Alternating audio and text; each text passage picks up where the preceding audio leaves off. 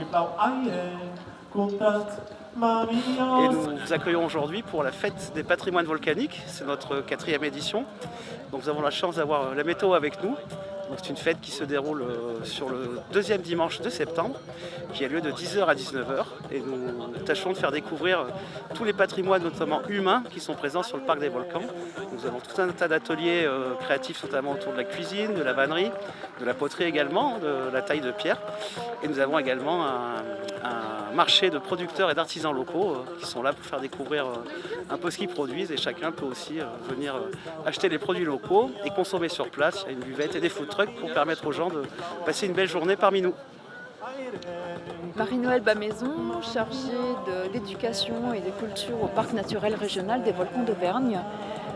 Donc là, nous sommes sur la patrimoine volcanique, la 4e édition, qui permet au parc de valoriser les patrimoines du territoire du parc, toutes sortes de patrimoines, autres que naturels et biodiversité. Enfin, ça vient en complément. Donc, il s'agit des produits du territoire, des savoir-faire artisanaux et puis de la culture. Langue occitane, musique du territoire via des concerts.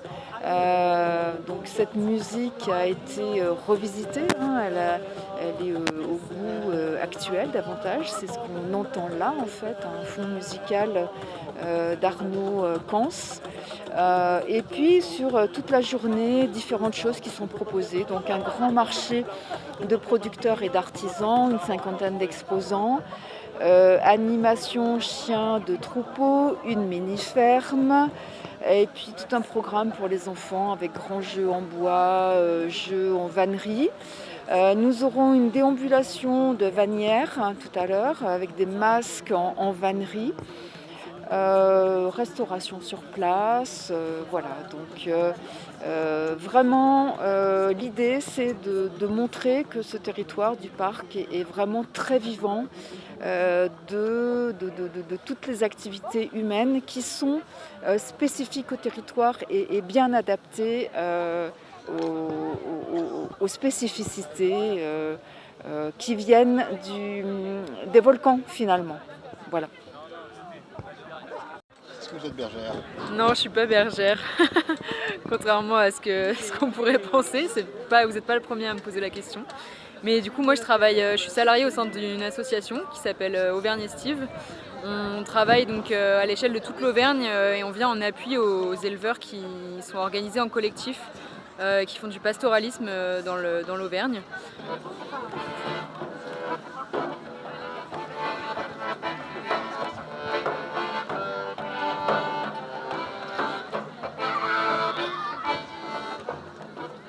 Donc ici, vous êtes sur le stand de l'association interprofessionnelle de la gentiane jaune, Gentiana lutea. Et donc on réunit les différents maillons de la filière et on travaille ensemble pour mettre en place des bonnes pratiques de production. Donc on a un guide de bonnes pratiques d'arrachage de gentiane. On a créé la marque Gentiane Durable et puis on anime un certain nombre de groupes de travail, notamment des essais de mise en culture de gentiane, de semis de gentiane, pour participer à la régénération de la ressource.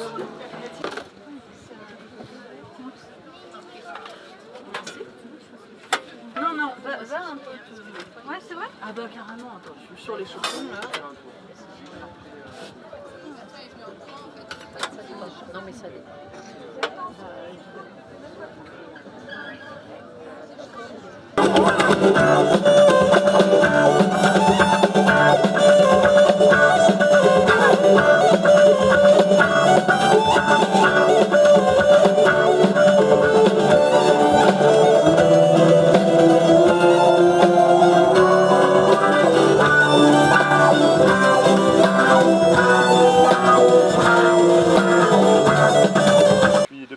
En fait dans l'histoire et depuis les années 90 ça a été relancé par une série de passionnés, une trentaine de chevaux au milieu des années 90 et puis on arrive à peu près 1 millier d'animaux aujourd'hui avec une centaine de naissances par an.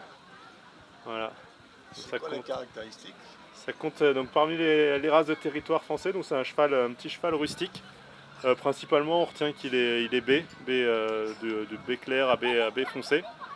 Un cheval donc pas très grand, assez costaud, porteur sur ses membres. Et puis dans les caractéristiques physiques principales, on a aussi l'éclaircissement, le museau de renard, donc le museau qui s'éclaircit un peu, les passages de membres également. Du crin assez fourni, qu'on retrouve au niveau de la crinière, au niveau des pattes. Et puis une double croupe aussi qui témoigne d'un peu de rusticité et de solidité de la race. Ça se conserve et ça permet de valoriser les surplus de production. Alors gazpacho, c'est une boisson espagnole, ça, non? Aucune idée. En tout cas, dans le nôtre, il y a des concombres, des courgettes, de la menthe. Voilà. La menthe. Et pour se rappeler le printemps, se rappeler l'été au printemps quand on a envie de légumes d'été mais qui ne sont pas encore là, c'est top. Je pars dans les vides-greniers, je chine un peu des objets un peu anciens, comme ce bidon de lait par exemple, et ensuite je les nettoie, je les prépare et je peins directement dessus à la peinture acrylique. Et je passe une petite couche de vernis acrylique par-dessus. Voilà. Je fais ça depuis 25 ans.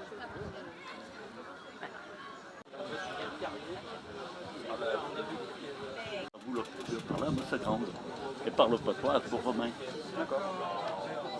Et du le féminin de nous. Et d'autant qu'à la parole, nous pourrions dire de bien de dire d'expression en patois que ne pouvons pas dire en français. Ouais. On y a un troupé. N'aime pas d'y dire coquille non. Coquille pardon. Quand à 900 sous le bourrier de Tarvan.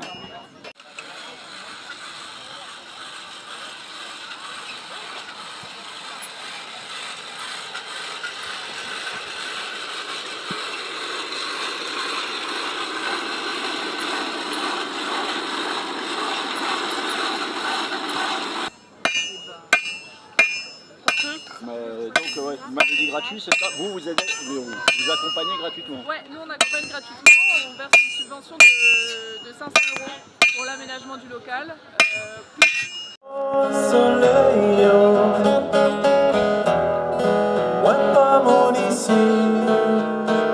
Moi c'est mon la Guadeloupe.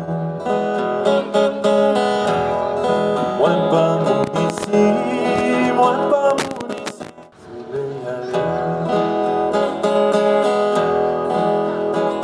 Soleil.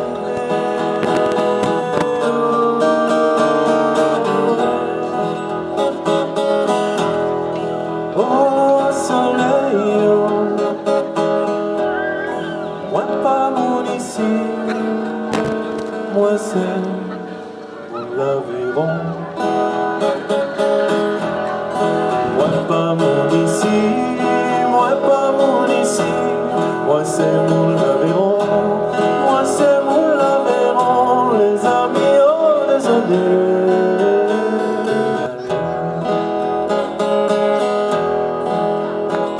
Soleil.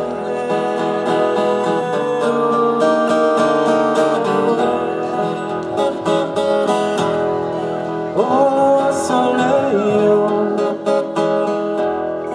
moi pas mon ici, moi c'est mon l'Aveyron.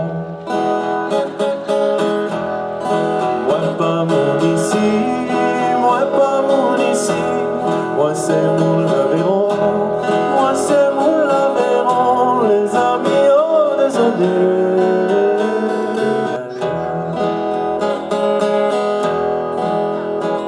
Soleil.